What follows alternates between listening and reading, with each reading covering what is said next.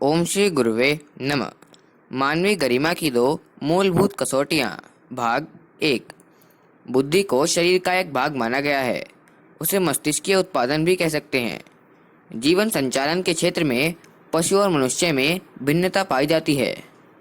पशु परिस्थितियों के अनुरूप अपने को ढालते हैं और मनुष्य को अपने अनुरूप परिस्थितियां ढालनी पड़ती हैं।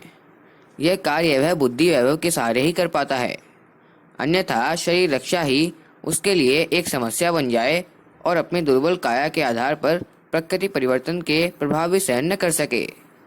फिर उसकी इच्छाएं ज्ञानेंद्रियों के साथ साथ ही उभरती रहती हैं। वासना और तृष्णा जैसे प्रलोभन मस्तिष्क क्षेत्र में ही उपजते हैं और उनकी पूर्ति के लिए अनेकों चित्र विचित्र उपाय सोचने और कार्य करने पड़ते हैं। यह परिधि शरीरगत आवश्यकताओं और संरचनाओं से ही संबंधित है। आत्मा का स्तर, स्वरूप और क्षेत्र शरीर से भिन्न है। उसमें दो विशेषताएं हैं जिन्हें स्नेह और करुणा कहते हैं। यह भाव संस्थान मनुष्य के अंतराल में ही विकसित रूप से पाया जाता है। अन्य प्राणियों में इसकी मात्रा नगण्य है। मादा अपने बच्चों की जीवन रक्षा के लिए जो प्रयास करती है उसे जैविक स्नेह कह सकते हैं। करुणा की थोड़ी सी झलक साथी के प्रति लगाव के रूप में देखी जाती है, पर मनुष्य की स्थिति उससे कहीं अधिक भिन्न है। उसे भाव प्रधान माना गया है।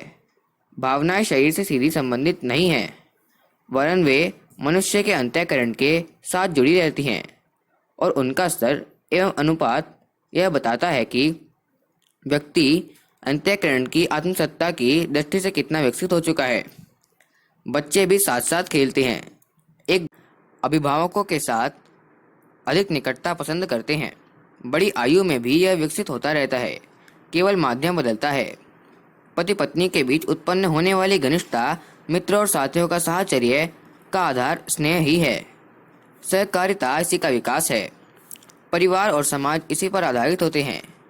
संगठन बनने, सम्मिलित प्रयत्नों से किन्हीं बड़े कामों में जुटने में मात्र भौतिक लाभ ही कारण नहीं होते, वरन उद्देश्य की एकता, सफलता को प्रतिष्ठा का प्रश्न बनाकर चलना स्नेह का ही प्रतिफल है। प्राणियों में असमर्थ रहने तक ही मर्यादा अपने बच्चों से लगाव रखती है, किंतु मनुष्य समुदाय में पिता और अभिभावक उस प्रयास के सतत बने रहते हैं।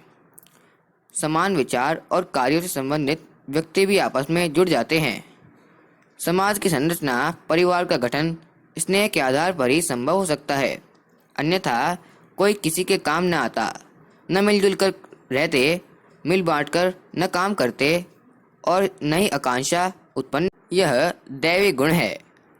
इसे आत्मा की विशेषता एवं उत्कृष्टता के रूप में भी निरूपित किया जा सकता है। मानवीय श्रेष्ठता की परिचायक दूसरी प्रवृत्ति है करुणा। इसी से प्रेरित होकर दूसरों के दुख में भागीदार होने और अपने सुख बटा देने की उमंग उठती है। दान, परोपकार, सेवा, सहायता इसी का प्रतिफल है। इसका स्वार्थ से कोई संबंध नहीं। अखंड ज्योति, मई 1991, पृष्ठ 49। ओम शांति।